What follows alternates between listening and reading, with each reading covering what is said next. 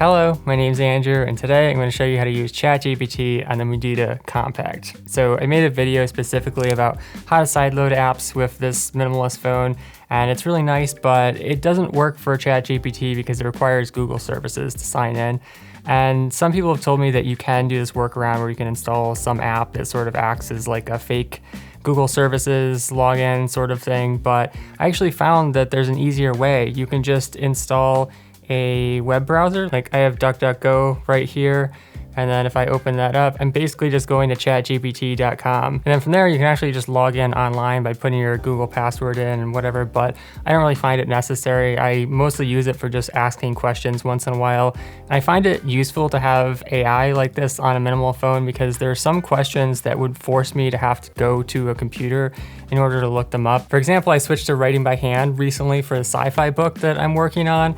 And this is great for like reducing my screen time, but there are some times when I need to look things up, you know, for research purposes or to find out what a character might say in a certain situation. Like I have this German character who's a doctor, and I had to figure out how to say grandpa in German. So normally I'd have to go to my computer and turn it on and just like hope that I didn't get sidetracked scrolling YouTube or checking email or any of that stuff. But with the Compact, I can just look it up. And another thing I love about this phone is that it's got an offline switch here. So I can easily just like toggle between those two modes. When I don't want internet access, I can just go like bam, and it puts it into offline mode.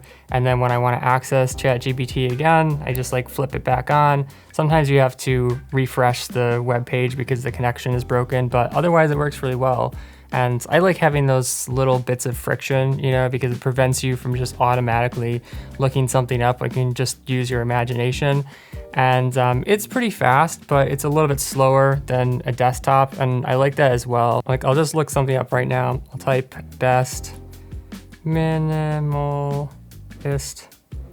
phone. So there you go. There's a list of the best minimalist phones. And you can see that it just took a little while, you know, it's not as fast like as being on a computer. And I think that's important because it prevents you from getting into these like addictive loops. So it gives you time to think about what you're doing. It's like, do I need to research anything else or can I just like turn this off? That said, if I want to do like a really intense research session in ChatGPT where it requires a lot of typing and, you know, questions and answering, like I'm just going to do it on the desktop. But this takes care of all those like little in-between questions that would force me to get to a computer. And my screen time has gone way down the past few days because I'm spending basically my entire morning and some of my afternoon just working like this and only looking things up maybe once an hour, if at all. Sometimes I don't even need to. So yeah, other than the e-ink screen, it's just those little extras about the Compact that made me go with it over the Light Phone 3, even though I have been using the Light Phone 2 for the past 4 years. And so far it's been all pros and no cons because I've had the Compact for a month now and I've not spent like a single second on any distracting apps. Most of them you can't even use. Like here's what happens when you try to use YouTube.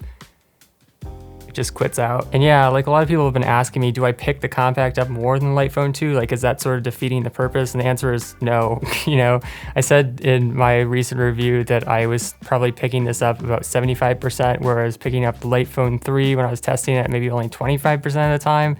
But the reality is that my screen time on this thing is still like 15 minutes a day. And like the Light Phone 2, most of the time I just forget that I even own it. Anyways, that's my take on using ChatGPT with the Compact. But if you want to find out more about any of these minimalist devices, you can watch my Light Phone 3 versus Compact video or my original Light Phone 2 review for an even more minimalist option. And as always, if you have any questions, let me know in the comments. And thank you guys for watching. Catch you next time.